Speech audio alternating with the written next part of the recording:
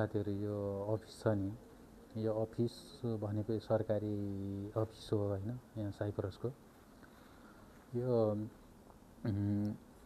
यो सरकारी अफिस यस्तो सुनसान छ क्या बाहिरतिर होइन।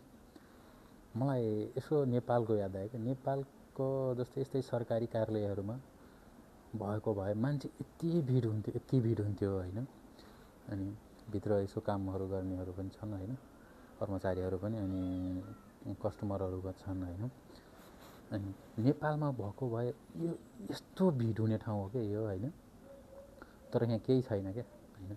किनभने यो एउटा सिस्टम छ क्या। टक्क यो अब जस्तै आज काम यहाँ जसको काम जति बजे हो होइन, हिजो अगाडि नै अपोइन्टमेन्ट चाहिँ लिइसकेका हुन्छन् होइन। ठ्याक्क आफ्नो टाइममा आए होइन, अनि गयो, अनि आफ्नो काम गऱ्यो, पुरो अनि गइहाल्यो होइन।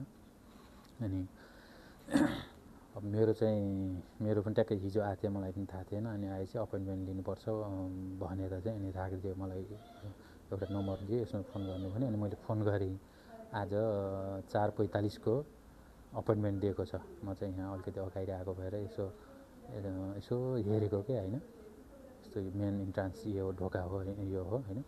यसो हेरेको कोही छैन क्या, सुनसान छ क्या होइन। अनि कस्तो सिस्टममा छ क्या ऊ चाहिँ होइन। यस्तो हुनुपर्ने चाहिँ खास चाहिँ यस्तो हो क्या। नेपालमा भएको भए यस्तो हुन्थ्यो, यस्तो यहाँ बिचौलियाहरू यस्तो हुन्थ्यो, यहाँ देखिन्थ्यो होइन। म यो काम गराइदिन्छु भनेर पैसा बार्गेनिङ गरेर होइन।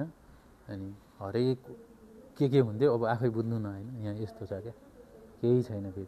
यसो 2-4 जना मान्छे छन् होइन। भित्र कर्मचारीहरू पुरा छन् फेरि होइन, आफ्नो उसमा लागेका। यस्तो छ अवस्था। यति एउटा आफ्नो काम गर्नलाई नि यो खास यो सोसल इन्सुरेन्सको अनि त्यसपछि नागरिकता अनि पासपोर्टहरू के को चाहिँ गर्ने ठाउँ है। यो चाहिँ मलाई एक्ज्याक्टली सबै चाहिँ थाहा छैन। जो सरकारी अफिस हो, म चाहिँ यहाँ सोसल इन्सुरेन्सको स्टेटमेन्ट चाहिँ लिनलाई चाहिँ खास हिजो आएको, थाहा भएन। हिजो आउँदाखेरि अनि आजको टाइम दिएको छ। अब म यहाँ कुरेर बसिरहेको छु, 4:45 जाने हो। के हुन्छ त्यो चाहिँ होइन।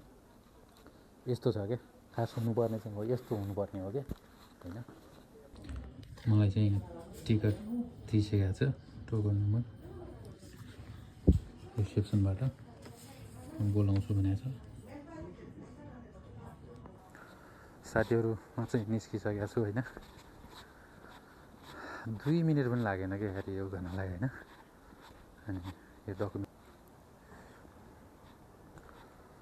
2 मिनट पनि लागेन, म चाहिँ निस्किसकेँ।